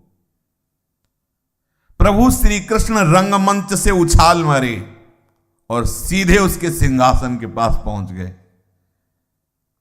बकवास कर रहा था कंस, अब जे ही देखा कि ये तो नजदीक आ गए तो खड़ा हो गया सिंहासन से और हाथ में ढाल तलवार उठा ली। सम्मान के लिए खड़ा हो गया कि श्री कृष्ण आए तो खड़ा हो गया, भयवश खड़ा हो गया। हाथ में तलवार लेकर वो चोट करने का अवसर ढूंढता हुआ पैतरा बदलने लगा। आकाश में उड़ते हुए बाज के समान वो कभी दाईं ओर जाता कभी बाईं ओर जाता, लेकिन भगवान का तेज अत्यंत प्रचंड है, उसकी बुद्धि काम नहीं करती, वो केवल बावरा हो रहा है। प्रभु अपनी जगह खड़े हो, पैतरा बदल रहा है, बार बार चेष्टा कर रहा है, लेकिन अत्यंत तेजस्वी प्रभु के सामने उसका कोई बल काम नहीं कर, वो बावरा हो रहा है, बुद्धि उसकी काम नहीं कर रही। प्रभु काफी देर शांत खड़े रहे, उलरता रहो ढाल तलवार लिए जिसे यही तो, अरे अनंत सामर्थ्यशाली प्रभु, जिनको पता चल जाएगा कि हमारा यार इतना बलवान है, पूछो मत, मस्त रहो, मस्त रहो, सच्ची मान लो। ये चर्चा आपको सदा सदा आनंद में डुबोने के लिए प्रभु सुनवा रहे हैं, प्रभु कहला रहे हैं, इसलिए आनंदित हो जाओ। कुछ नहीं कोई बिगाड़ सकता, सच्ची मान लेना, विश्वास केवल आप कर लीजिए। जल सूख जाएगा, अग्नि चंदन की तरह शीतल हो जाएगी, जहर अमृत हो जाएगा। जामवंत जी बहुत बुजुर्ग महात्मा है, कोई साधारण थोड़ी, बहुत बड़े महापुरुष हैं जामवंत जी। जामवंत कहा सुनु रघुराया, जा पर नाथ करहु तुम दाया, ताहि सदा शुभ कुशल निरंतर, सुर नर मुनि प्रसन्नताऊ पर, सोई विजयी विनयी गुण सागर, तासु सुजस त्रैलोक उजागर। वही विजयी, वही विनयी, वही गुण समुद्र हो जाता है, उसी का यश त्रिभुवन में विस्तार को प्राप्त होता है नाथ, जिस पर आपकी कृपा होती। प्रभु की करुणा कटाक्ष हो जाए तो गरल सुधा रिपु करहि मिताई, गोपद सिंधु अनल शीतलाई, गरुण सुमेरु रेणु समताही, राम कृपा कर चितवा जाए। विश्वास करो, महान हलाहल भी समृत हो जाएगा, सुमेरु पर्वत रेणु के समान हो जाएगा। भगवान ने जिसे कृपा करके देख लिया, कौन उसका बाल बांका। विश्वास करो, बड़ी सामर्थ्य हमारे प्रभु में, बड़ी सामर्थ्य है। वो कांप रहा है, इतना बड़ा महाबली, ऐसा थोड़ी है।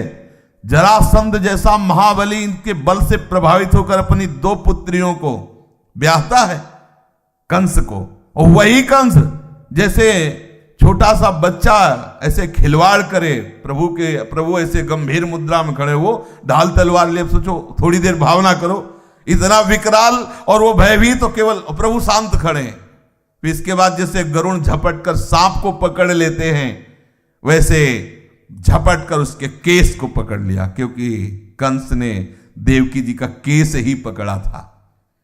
काटने के लिए जब आकाशवाणी हुई थी, प्रभु ने केस, उसका मुकुट गिरा, केस पकड़ लिया और मंच से घसीटा, घसीटते हुए, बाल पकड़ के घसीटते हुए वहां जहां कुश्ती हो रही थी उस दंगल पे, उस रंगमंच पर लाए, सिंहासन से घसीटते हुए। पूरी प्रजा देख रही है। रंगभूमि पर उसे गिरा दिया और छलांग लगा के उसकी छाती में भगवान कूदे।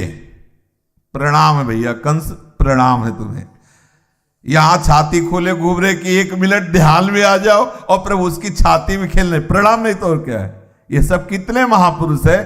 ठाकुर जी के श्री चरण, जिनका धोवन महादेव जी हर समय धारण करते हैं, प्रभु इनकी छाती पे रखे।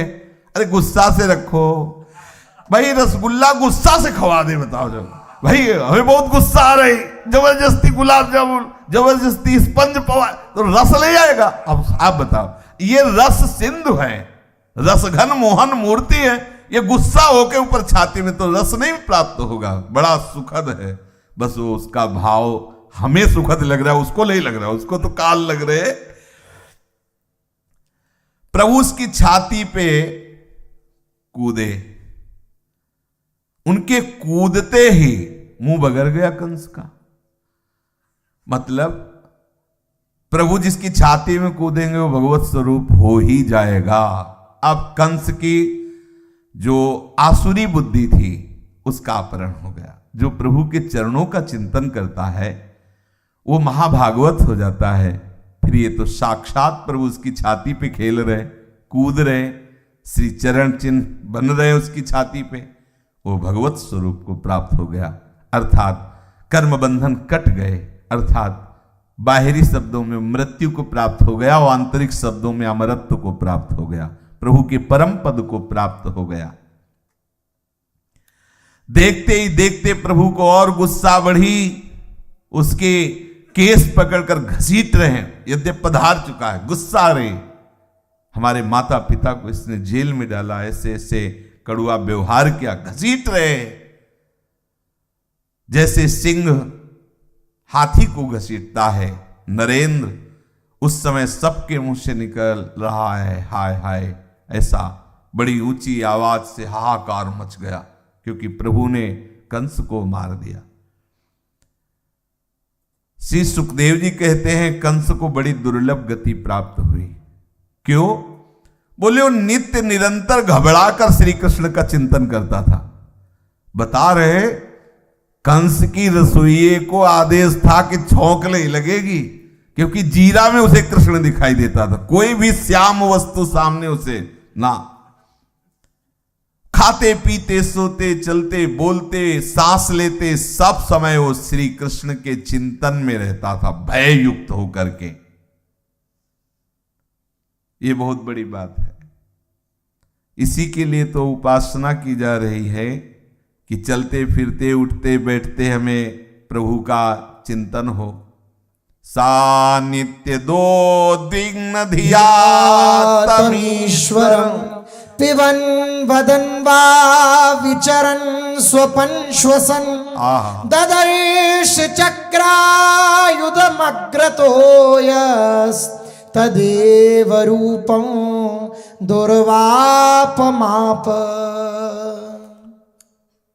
जरा सा खड़का होता श्री कृष्ण आ गए। हर समय श्री कृष्णाकार वृत्ति और उसे दिखाई देता कि प्रभु चक्र ले हमारी तरफ आ रहे, कैसी बढ़िया स्थिति, ये चिंतन से हो जाती। अब चूंकि वो भययुक्त होकर विरोध भाव से चिंतन कर रहा है, तो प्रभु सुदर्शन चक्र लिए हुए दिखाई दे रहे हैं। आप अनुकूल भाव से चिंतन करो तो मुरली लेकर आपको दिखाई देगा। हाँ, बड़ा रसमय स्वरूप प्रभु का। पर है पद्धति यही चिंतन की जो कंस के अंदर है। क्या है कि बोले वो खाते पीते सोते चलते बोलते सांस लेते हर समय वो प्रभु के चिंतन में डूबा रहता, भयवश ही। बढ़िया स्थिति है, कैसे भी आ जाए, चाहे भय से आवे, चाहे काम से आवे, चाहे किसी सने संबंध से आवे, चाहे किसी भाव से आवे, इस नित्य चिंतन के फलस्वरूप भले उसने द्वेष से किया, पर उसे प्रभु के सारूप्य मोक्ष की प्राप्ति हुई। यही सारूप्य मोक्ष पौंड्रक वासुदेव को भी प्राप्त हुआ। सारूप्य मोक्ष ही, जिसकी प्राप्ति बड़े बड़े तपस्वी और योगियों के लिए भी बहुत कठिन है, वो कंस को प्राप्ति हो गई। ये आश्रय जो बार बार कह रहे हैं ना, वो इसीलिए ये घसीट लेंगे चित्त को। देख लेना आप, उठते बैठते चलते फिरते आश्रय हो जाता है। हमें विश्वास नहीं अपने मन बुद्धि चित्त हम पर। देखो ऐसी परिस्थितियां आती है ना, कुछ काल के बाद इनका काम विश्वसनीय नहीं रह जाता। जैसे मूर्छा हो जाए तो मन बुद्धि चित्त हम ये सब मूर्छित होने पर अपना काम बंद कर देते हैं। उस समय हमारा आश्रय काम करता है। ये जो आपको बात बता रहे हैं कि निश्चित भगवत प्राप्ति होगी, बोले देखो कैसा लोगों को लगता है भगवत प्राप्ति बहुत कठिन विषय है। हाँ है, उनको जिनको सत्संग नहीं मिला, और जिनको सत्संग मिल गया बहुत सुलभ बात है। सुलभ बात, दुर्लभ बात है सत्संग। दुर्लभ बात है भगवत प्रेमी महात्माओं का संग मिलना, और भगवत प्राप्ति बहुत सुलभ है। देख लो प्रभु के वचन प्रमाण है। बोले वासुदेवा स्वरमित सा महात्मा सुदुर्लभा, और अपने लिए क्या कह रहे हैं, अनन्य चेता सततम यो माम स्मृति नित्य सा तस्याहम सुलभा पार्थ। मैं उसके लिए सुलभ हूं। किसके लिए? जिनको भगवत प्रेमी महात्मा मिल गए तो उनके संग के प्रभाव से हमारी वृत्ति भगवद आश्रित हो जाती है, और भगवद आश्रित होते ही भजन निरंतर चलता है। कैसे चलता है? हमारा तो नहीं चल पाता, नाम छूट जाता है, ऐसा ऐसा सब कोई कह सकता है। देखो जैसे तुम जिस कुल में जन्मे हो, तो आप चाहे बाबा जी बन जाओ, चाहे आप जो कुछ जहां भी, चाहे जो भी भ्रष्ट हो जाओ या उन्नति कुछ भी, अगर वास्तविक आपसे पूछा जाएगा आप किस कुल में जन्मे, तो आपकी स्मृति में वो बात बैठी। आपको ये नहीं होगा कि किस कुल में जन्मे, ऐसा नहीं हो सकता। ये आपने कब आपने जप किया, इसका हमें बता। मतलब बड़ा सूक्ष्म विषय है कि इस विषय का आपने कब जप किया।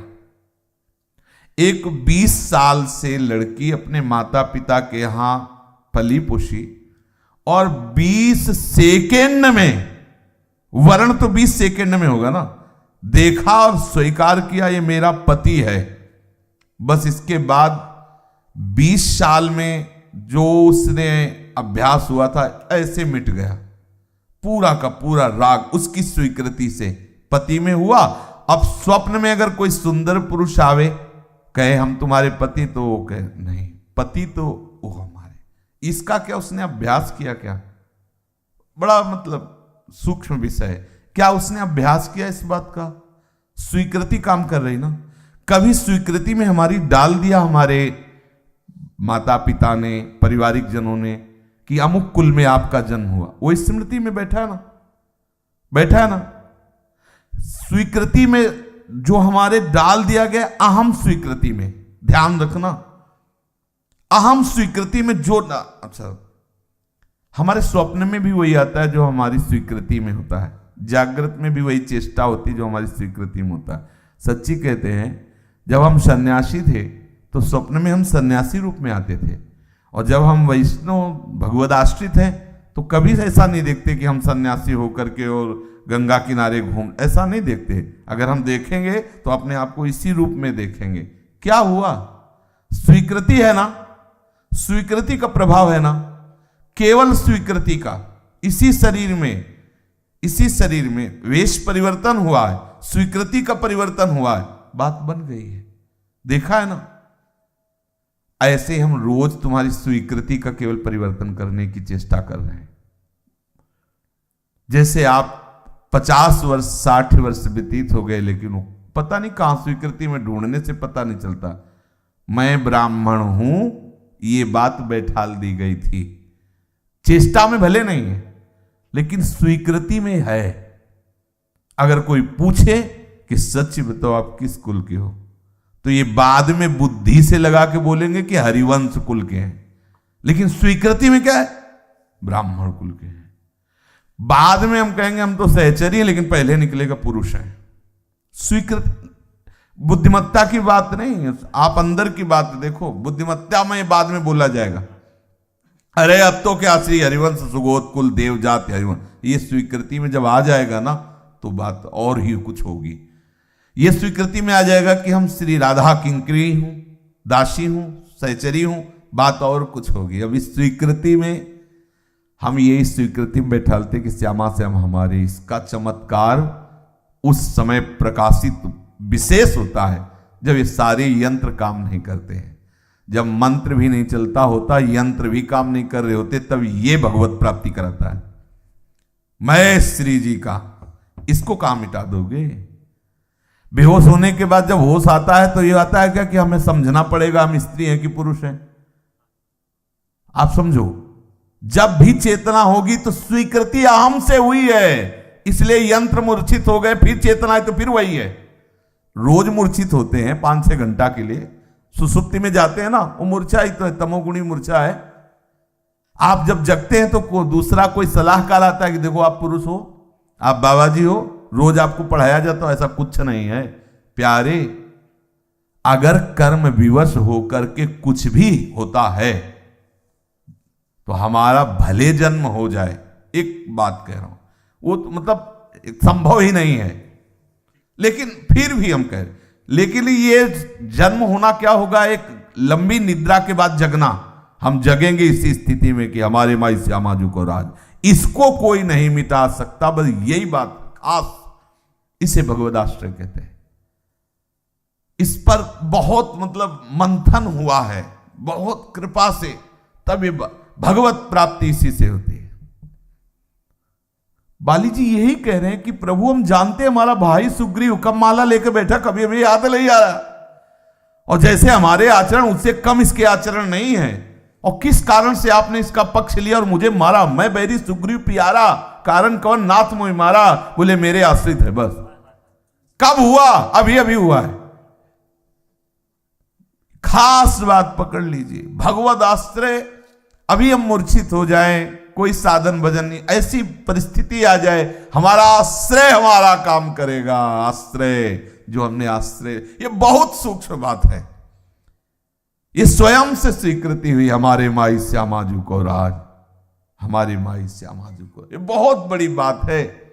हृदय में बैठा लीजिए, इसी से अखंड चिंतन होता है। श्री कृष्ण से द्वेष भाव होने के कारण बड़े बड़े योगी दुर्लभ जो पद है सारूप्य मोक्ष, कंस को प्राप्त हुआ, पौंड्रक राजा को प्राप्त हुआ, केवल वो भगवत भाव में बना है, किसी भाव से सही।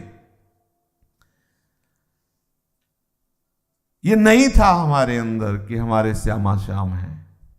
बहुत अनुभूत विषय की बात कह रहे हैं, नहीं था, उन्हीं के द्वारा ये आया हुआ है। पहले तो था ना भगवान महादेव जी के चरणों की उपासना, तो स्वीकृति बदली कि नहीं बदली? तो अभी तक जो स्वीकृति में पति पुत्र पत्नी परिवार दुनिया को बैठाले हुए उसी को बदल, इसका मतलब थोड़ी कि बहुत समय लगता है, नहीं, वह ऐसे हुआ और इसी से आपको सब वस्तु मिल जाएगी, महानिधि मिल जाएगी। धैर्यपूर्वक समझ लीजिए, भगवत प्राप्ति के लिए समर्थ है भगवद आश्रय। नाम जब भी छूट सकता है, ऐसी परिस्थिति आएगी, ऐसी परिस्थिति आ सकती है कि हम स्मृति खत्म हो सकती है, हम कौन है कहाँ है कुछ, ये सब प्राकृतिक हैं, इन पर कोई भरोसा मत कीजिए, बिल्कुल भरोसा मत कीजिए, ये भरोसे लायक नहीं है। ये मन बुद्धि भरोसे लायक नहीं है, बेईमान है, दगाबाज है, जन्म जन्मांतरों से इनकी आज्ञा से चलते आ रहे, हमारी दुर्गति हो गई है। मन बुद्धि की आज्ञा से तो चलते आ रहे, कब धोखा दे जाए, कब कौन सी सलाह दे। आश्रय में प्रभु के रहो, प्रिया प्रीतम के रहो। बड़े बड़े ऋषियों के द्वारा जो वांछनीय पद है प्राप्त हुआ कंस को। जब कंस के कंक आदि निग्रोध आदि जो भाई थे, उन्होंने देखा कि हमारे बड़े भ्राता महाराज कंस को श्री कृष्ण ने मार डाला, तो ये सब श्री कृष्ण के लिए द्वेष भाव से युक्त होकर के मारने के लिए दौड़े। प्रभु ने सोचा कि भाई इतना चिंतन कंस करता था, उनके ये भाई हैं तो इनको भी परम पद दें। प्रभु ने उनको भी परम पद दिया, अर्थात उनको भी संकल्प किया, और उनके भी जो आंतरिक में द्वेष था प्रभु के लिए, वो भी मंगल कारक हुआ, वो भगवान को प्राप्त हुए। जैसे कोई विशाल सिंह साधारण पशुओं को मार डाले, दौड़ा दौड़ा करके उनके भाइयों को। अब ऐसी लीला तो सबको रुचिकर नहीं रहेगी। पीट पीट के प्रभु मारे अच्छा रहेगा? अरे नेत्रों से मार दे, इतने ही काफी है, मुस्कुरा दे, मंद मुस्कुरा करके, ऐसा अच्छा रहेगा। वैसे उन्हीं का सारा खेल है। अगर ऐसे नहीं मानोगे तो वैसे मारेंगे, दौड़ा दौड़ा के मारेंगे। देखो कितने विचित्र विचित्र खेल है उनके। वो अरे इस खेल में मत जाओ, बहुत भयावह है खेल, इधर आओ। इनकी मुस्कुराहट में प्राण समर्पित करो, इनकी चितवन में। उस समय आकाश में दुंदुभियां बजने लगी। भगवान ब्रह्मा जी, भगवान शंकर जी, बड़े बड़े महापुरुष जन पुष्प लेकर देववन से आए और प्रभु के श्री चरणों में अर्पित कर रहे हैं और स्तुति कर रहे हैं।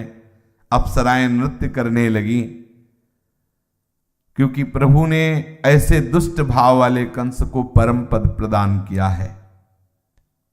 अब जितनी स्त्रियां थी जो कंस के भाइयों की, वो सब दुखी होकर आई, प्रभु के चरणों में प्रणाम किया, आंसू बहा रहे हैं। प्रभु उनको शोकग्रस्त देखकर अपने अमृतमय वचनों से उन्हें ढांढस बंधा रहे हैं।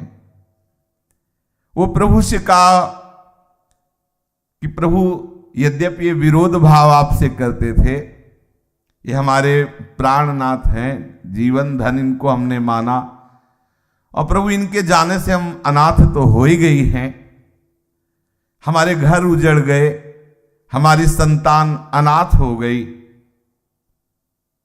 अब इनके बिना ये मथुरापुरी कैसे चलेगी? प्रभु आपने इनको मार डाला है,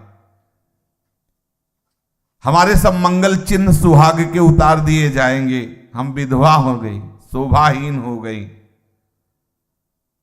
पर हमें लगता है कि हमारे पति ने निरपराध प्राणियों से द्रोह किया, उसी के परिणाम स्वरूप ऐसा हुआ। जो निरपराध प्राणियों से द्रोह करता है उसका बड़ा अमंगल होता है। लेकिन प्रभु आपने बचा लिया, हमारे पति को अमंगल गति से बचा लिया। सच है कि जो दूसरों से द्रोह करता है उसका परिवार कभी मंगल को प्राप्त नहीं होता, शांति को प्राप्त नहीं होता। ये सच्ची बात है। अगर आप किसी भी जीव से द्रोह करेंगे, किसी को सताएंगे, सोचेंगे कि दूसरे से लूट करके हम सुख संपत्ति अपने परिवार को दें बेईमानी के द्वारा, धर्म के द्वारा, और हमारा परिवार सुखी रहेगा, तो नहीं। एक दिन तुम्हें खुद इस बात का पश्चाताप होगा कि हमने बहुत गलत किया। देखो, हम सुखी होने का राज बता रहे हैं। अगर तुम ये चाहते हो कि हम कभी भूखे न रहें, तो भूखे को भोजन कराते रहना। ध्यान देना हमारी बात को। अगर तुम्हें ये हो कि कभी हम भूखे न रहें, हमारा परिवार सुखपूर्वक खाता रहे, तो जो भी हो नमक रोटी तुम्हें प्रभु ने दिया, उसमें से एक हिस्सा भूखों को पवाते रहना, कभी भूखे नहीं रहोगे। अगर आपको हो कि हम अच्छे अच्छे वस्त्र धारण करें, कभी ऐसा ना आवे कि हम फटे पुराने को, तो आप जो भी वस्त्र प्रभु ने तुम्हें दिया हो, किसी ऐसे को जो सर्दी में कांप रहा हो, जिसके वस्त्र ना हो, उसको पहना देना। देख लेना, आप जो दूसरों के सुख विधान करोगे वो बहुत हो के तुम्हें प्राप्त होगा। और अगर आपने ऐसा किया दूसरे के कपड़े उतराए, तो फिर आपको ऐसी परिस्थिति में मृत्यु प्राप्त होगी। ध्यान रखना, कफन भी नहीं मिलेगा। सच्ची बात, अगर आप दूसरों के थाली को छीनोगे तो आपकी सजाई हुई थाली आपसे छीन ली जाएगी, देख लेना। और कई तरह से छीनना होता है, कई तरह से दंड होते, शारीरिक दंड होते या छीन लिया जाता है। अगर आप सुखपूर्वक जीवन व्यतीत करना चाहते हो तो दूसरों को सुख पहुंचाओ। बहुत बड़ा रहस्य की बात है। अगर आप चाहते हो कि तुम्हारा मंगल हो तो तुम दूसरों के सुख विधान को सोचो, तुम्हारा परम मंगल हो जाएगा। दूसरों का हित सोचने वाला निश्चित परम गति को प्राप्त होता है, और जो दूसरों का हित करता सोचता है हमारा परिवार सुखी रहेगा, कभी नहीं हो सकता। ऐसे रोग दे दिए जाएंगे, ऐसी परिस्थिति हो जाएगी, ऐसी व्यवस्था हो जाएगी कि तुम्हारा चैन लुट जाएगा। ये जो लोग सोचते हैं बेईमानी करके, अधर्म करके, हिंसा करके, द्रोह करके हम परिवार को अच्छे अच्छे कपड़े, आभूषण, भोजन व्यवस्था कर, कुछ शांति नहीं मिलनी, देख लेना। आभूषणों सहित तो सारे सुखों का नाश हो जाएगा। इसलिए बहुत सावधान होकर के कह रहे हैं कि हमने देखा कि इन्होंने दूसरों को सदैव दुख दिया, पर प्रभु आपने बचा लिया इनकी अमंगल गति से, नहीं तो इनको बड़ा अमंगल गति प्राप्त होती। प्रभु ने उनको कंस आदि की जो पत्नियां थी उन्हें ढांढस बंधाया। प्रभु सबके जीवन दाता है, सांत्वना दी और कहा कंस रोने लायक नहीं है, इसको जो गति प्राप्त हुई वो रोने लायक नहीं है।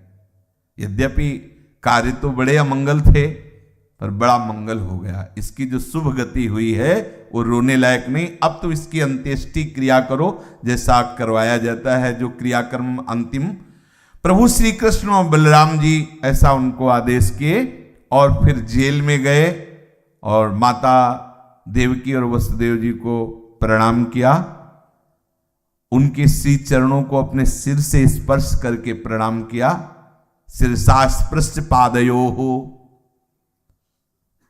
अब तो प्रणाम भी दूसरी तरह का होता है, थोड़ा झुके हो, यहां गांठ से ऐसे छू लेते हैं, ऐसे छू लेते हैं। हाँ, जैसे प्रणाम बुजुर्गों को करना है ना तो उपेक्षा पूर्वक करते हैं, ऐसे गांठ छू लेते हैं, ऐसे चरण। और प्रणाम की कृष्ण रामो ववंदाते शिरसा स्पृश्य पादयो, सिर का स्पर्श होना चाहिए चरणों से। और प्रणाम की मुद्रा यही है। अगर ऐसा प्रणाम नहीं तो उपहास है, प्रणाम नहीं है। तदनंतर अपने पुत्र को प्रणाम करते हुए देखकर देवकी वसुदेव जी ने हृदय से नहीं लगाया प्रभु को। उनको शंका है कि साक्षात भगवान हैं जिनको हम पुत्र मान रहे थे, इसलिए केवल देखते रह गए कि ऐसी लीला करते हो, अपने सर से प्रणाम कर रहे हो चरणों में, जबकि जगत बंदनी स्वयं जगदीश्वर प्रभु आप हो। इसलिए गंभीर मुद्रा में केवल देखते ही रहे कि प्रभु आप पुत्र का ये जो नाटक स्वांग कर रहे हो, आप तो जगत के पिता हो, आप जगदीश्वर हो। देवकी वसुदेवश्च विज्ञाय जगदीश्वरो कृत संवंदनौ पुत्रौ सस्वजाते न शंकितौ। जगदीश्वर समझ करके उनको हृदय से नहीं लगाया। उनको था कि मैं कैसे पुत्र मानूं, ये पुत्र मान के ही तो धोखा हो गया। मैं इनको समझता था अपना पुत्र, ये तो जगत पिता प्रभु ही है। ऐसे श्री देवकी वसुदेव जी दर्शन कर रहे। शेष चर्चा आगे। श्री राधा वल्लभ लाल की जय। जय जय श्यामा, जय जय श्याम, जय जय श्री वृंदावन धाम।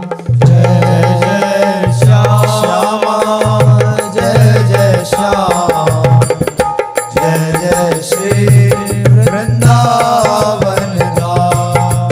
पावन राधे तेरो नाम, पावन राधे तेरो नाम, पावन राधे तेरो